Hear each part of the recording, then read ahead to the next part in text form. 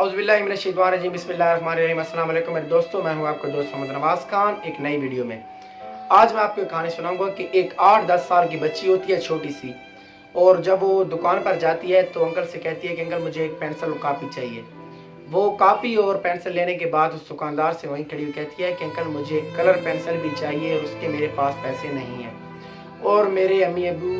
के पास भी इतने पैसे नहीं हैं कि वो मुझे पैसे दें और मैं आपको दूं, तो आप मुझे कलर पेंसिल दे दें क्योंकि मुझे मेरी टीचर बहुत मारती है, तो मैं आपको इसके पैसे आस्ते आस्ते दे दूंगी।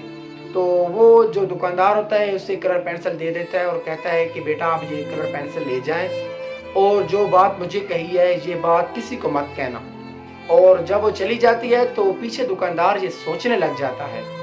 उसको इस बात का एहसास होता है कि अगर ये लड़की किसी वैशी दुकानदार कहते चढ़ जाती तो इसके साथ कौन सा हाल होता।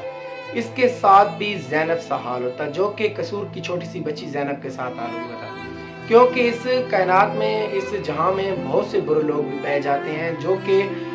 कि इंसान की मजबूरियों का फ़ायदा उठाते हैं। तो ये वीडियो मेरी थी ख़ास टीचर हज़रात के लिए कि मैं उन टीचर हज़रात से दरख्वास्त करूँगा कि आप अगर अपनी लाख रुपए की तनख्वाह में से चंद 100 रुपए अगर आप इन बच्चों की मदद कर सकें और जिनके